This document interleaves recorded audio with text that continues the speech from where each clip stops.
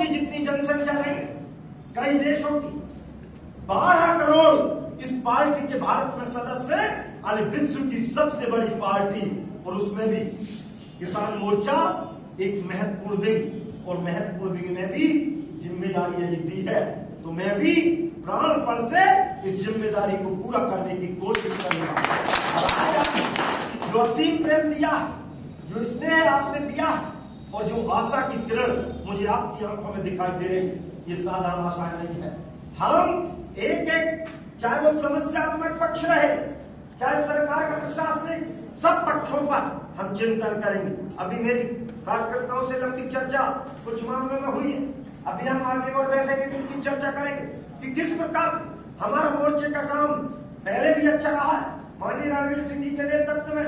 उसके पहले हमारे शहर से आदरणीय वेद प्रकाश जी, आदरणीय हमारे वंशीला जी, बहुत सारे हमारे अध्यक्ष गए हैं, और उनके नेतृत्व में हमारा संगठन दिन दूना रात चौगुना प्रगति किया है।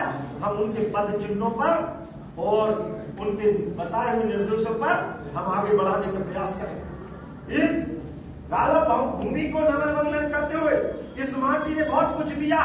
वर्तमान में जो प्रदेश का नेतृत्व है, जिनने हम पर और हमारी पूरी टीम पर जो भरोसा किया है, ऐसे आदरणीय प्रदेश के कुशल संगठक आदरणीय पीडी शर्मा जी, उनके नेतृत्व में मध्य प्रदेश में एक ऐसी टीम जो लगातार दिन रात चल रही है। हमारे केंद्रीय नेतृत्व में सौभाग्य से हमारे यहाँ से आदरणीय नरेंद्र सिंह जी तोमर, जो देश के कृषि मंत्री हैं और कुशल नेतृत्व, वो देश को बड़े सहज सरल और बड़े ही गंभीर हमारे केंद्र को नेतृत्व दे रहे हैं। उन सब पर भरोसा रखते हुए, और वर्तमान में चूंकि यहाँ पर हम जिस उम्मीद के साथ और जिस आशा के साथ यहाँ बैठे, किसानों की अनेक समस्याएं हो सकती है, लेकिन मैं ये जानता हूँ कि किसान पुत्र मुख्यमंत्री आदरणीय शिवराज सिंह जी चौहान, माटी पुत्र कृषि मंत्री आदरणीय कमल पटेल जी के नेतृत्व में मध्य प्रदेश किसानों के मामले में देश का अग्रणी प्रदेश बन गया है, और आगे और बढ़ेगा। मैं नहीं कह रहा शिक्षकगण यहाँ पर बैठे नेट खोलकर देखें, 18% से लेकर 22.5% तक की जीडीपी मध्य प्रदेश के किसानों की है, हिस्सेदारी है। जीडीपी में हिस्सेदारी खेती के क्षेत्र की इतनी बड़ी कभी नहीं हुई। क्यों हुआ ये? क्योंकि जिस समय सारे राजे रजवाड़े और कांग्रेस के पूरे जमाने को मिला लो, तो देश की कुल सिंचाई का हिस्सा था 7 लाख हेक्टेयर, लेकिन मध्य प्रदेश के किसान पुत्र मुख्यमंत्री के कार्यकाल में 42.5 लाख हेक्टेयर सिंचाई की मैं यहाँ भी पहले कमिश्नरी को घेरा था 1 साल, बहुत साल पहले किसान संघ में आया, जितेंद्र जी को पता है। और यहाँ पर हमारे भूपेंद्र सिंह जी गुजर उस समय अध्यक्ष हुआ करते थे, राजेंद्र सिंह जी जो नहीं रहे, मैं संघ कार्यालय में रहता, उस समय हमने बिजली का दिग्विजय सिंह के जमाने आंदोलन किया, और उस आंदोलन में हमने बहुत सारी चीजें निकली। तो बिजली कब जाती थी यानी कब आती थी ये तो पता ही नहीं चलता, 2 तार एक साथ पकड़ लो, करंट नहीं लगता था, बल्ब तो जलने की बात दूर है, गलत तो नहीं किया। इतनी बुरी हालत मध्य प्रदेश की थी, और जब हम आए तो मैंने यहाँ ज्ञापन बनवाया, मैंने कहा लिखो 24 घंटे बिजली। अरे बोले वो गुजर साहब थे हमारे जिला के अध्यक्ष, अरे भाई साहब 24 घंटा नहीं, तुम तो 6-7 घंटे देखो, 24 घंटा का। अरे मैंने कहा शहर में देवता रहते जिन्हें 24 घंटे, गाँव में जानवर रहते जिन्हें 2 घंटे 1 घंटे, ये भेदभाव नहीं चलेगा। देश का विधान एक है, संविधान एक है, तो देश के नागरिकों के साथ भी व्यवहार समान चाहिए। और आप कल्पना करोगे गांव में भी यदि 24 घंटे बिजली कोई दे पाया है तो माननीय शिवराज सिंह जी चौहान की सरकार दे पाई है। ये बड़ा स्वप्न था जिसको कोई कल्पना कर नहीं सकता था।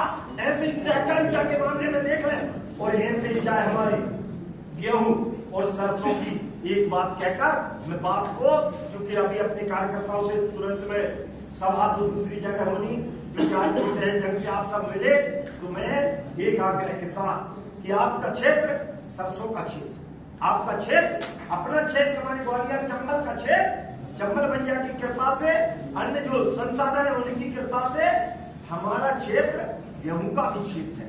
लेकिन आप कल्पना करो, ईमानदारी से बता, कोरोना काल के पहले माननीय कमलनाथ जी की सरकार थी, यदि शिवराज सिंह जी मुख्यमंत्री नहीं बनते तो ईमानदारी से बता अपना गेहूं तुल सकता था क्या?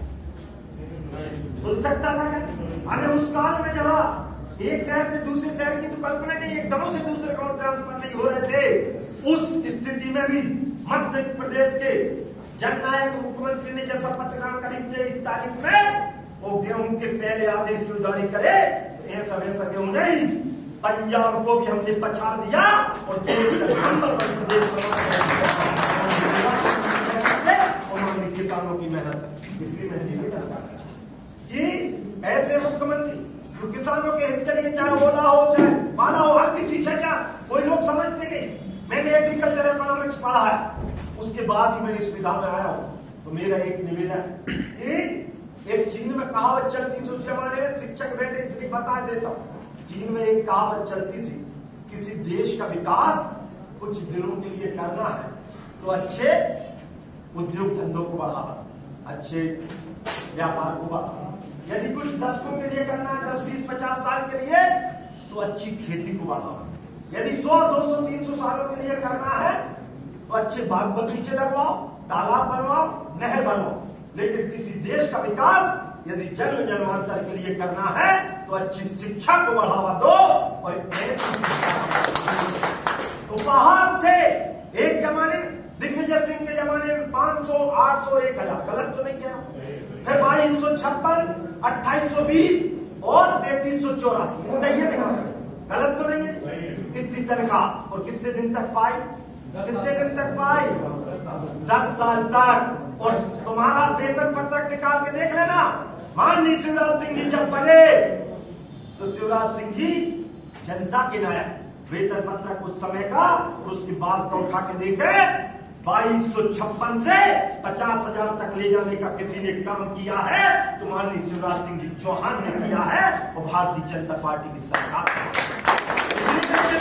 उसके भी बाद दिवस स्वप्न था, कहते थे सम्मेलन नहीं होगा, लेकिन वो सम्मेलन करवाने का काम भी यदि किसी ने किया है तो माननीय हमने यात्रा निकाली थी आपके अध्यक्ष महोदय के साथ। मैं 5 यात्राओं में इनकी में भी रहा, पाटीदार जी अध्यक्ष थे, वो आदम विधायक हो गए, वो भी उनके साथ 2 और 3 जगदीश जी के साथ जो आखिरी यात्रा हमने सम्मेलन की निकाली मैयर माता के से, तो उस वर्ग के लोग उपवास हुआ थे।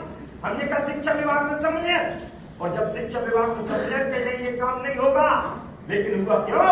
क्योंकि हमको भरोसा था कि मुख्यमंत्री शिवराज सिंह जी चौहान है, और आज शिक्षक को सम्मान भी मिला।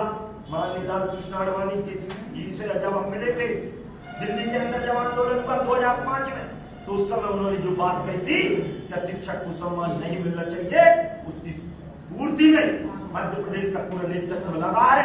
आप सबसे निवेदन है कि आप भी अपनी जो संगठन है उस संगठन के नाते, बहुत बड़ी ताकत है मध्य प्रदेश में, और मैं समन्वय हूँ। पिछली जो कार्यकाल था उस कार्यकाल में मध्य प्रदेश में कर्मचारियों का, किसानों का, मजदूरों का और सामाजिक संगठन एनजीओ का मध्य प्रदेश का समन्वय का एकमात्र पद था।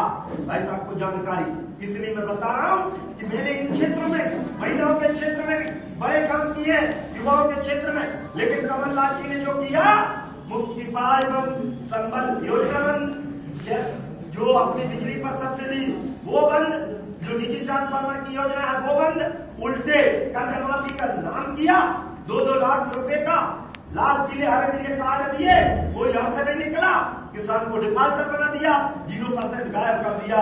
लेकिन अब घबराने की जरूरत नहीं है, हम रोने वाले नहीं है, हम पैसों का रोना लेने वाले नहीं है।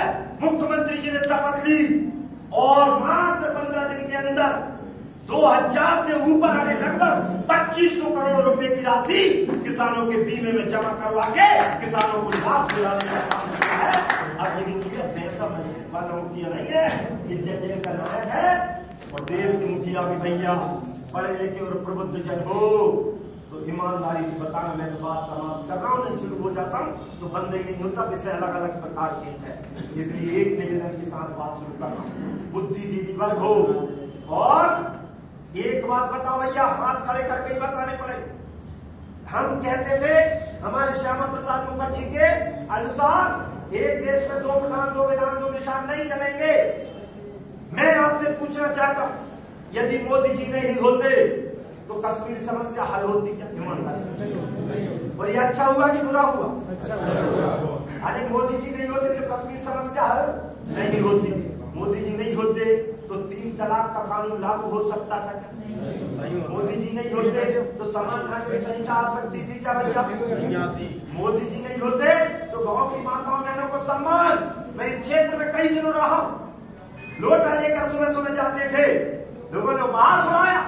सफाई में हमारा शहर भी कुछ अंक पा रहा, हमारा इंदौर देश का नंबर 1 से है। लेकिन मोदी जी नहीं होते तो ये सफाई का मानसिकता व्यक्ति की बन सकती थी क्या? ईमानदारी से बताइए, शौचालय का निर्माण हो सकता था क्या? अरे इतने आमूल परिवर्तन चूल्हे से लेकर, और मोदी जी नहीं होते तो सेना का मनोबल बढ़ सकता था। कैसा मनोबल गिरने लगा था मनमोहन सिंह के जमाने में। मनमोहन सिंह जी के जमाने में युवाओं में जोश नहीं बचा था, लेकिन अब घबराने की जरूरत नहीं है। आप अभिनंदन को घर में लौटा के गए हैं, पहले तो टुकड़े करके भेजते थे, अब तो टुकड़ों का डर होता है, क्योंकि अब कोई स्थिति नहीं है। अब तो स्थिति ये है कि दिल्ली की जो गद्दी है वो साधारण व्यक्ति से नहीं, मुकाबले में न तो पाकिस्तान रहे न चाइना रहे, क्योंकि अब दिल्ली की गद्दी पर माननीय नरेंद्र भाई मोदी का साम्राज्य है। और इसलिए पूरे विश्व में एक विश्व गुरु के पद के रूप में, क्योंकि घर में घुसकर मारा और कब्र तुम्हारी खोदी है और दिल्ली की गद्दी पर बैठा बाप तुम्हारा मोदी है, ये विषय।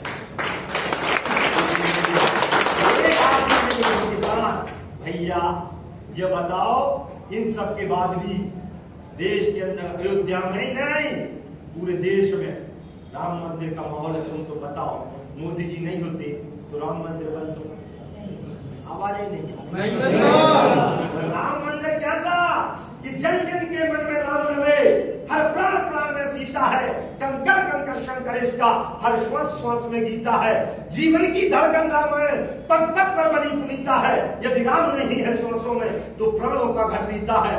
ना श्री पुरुषोत्तम का हम भारत भव्य बनाएंगे और सौगंध राम की खाते हैं।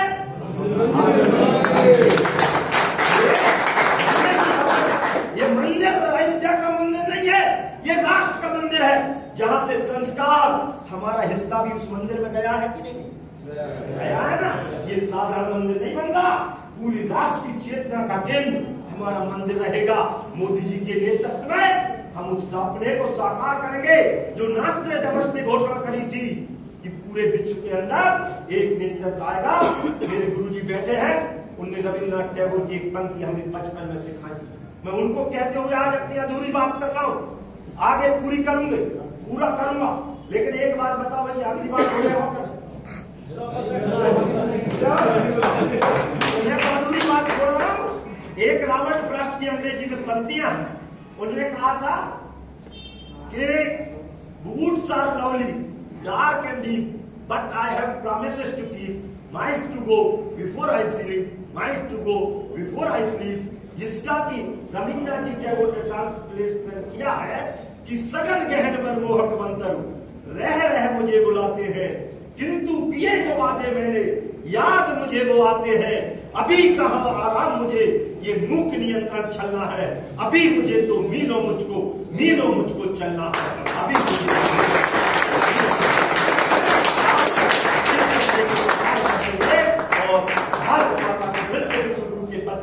माननीय मोदी जी के नेतृत्व में मध्य प्रदेश को भारत का सबसे विकसित राज्य बनाने के लिए माननीय शिवराज सिंह जी के नेतृत्व में हम सब कंधे से कंधा मिलाकर काम करें, एक दूसरे पर भरोसा रखकर काम करें। आपके मन में बैठे हुए उस परमात्मा परमेश्वर को नमन वंदन करते हुए भारत माता की जय, भगवान बलराम की जय, नर्मदा मैया की जय, नारा लगा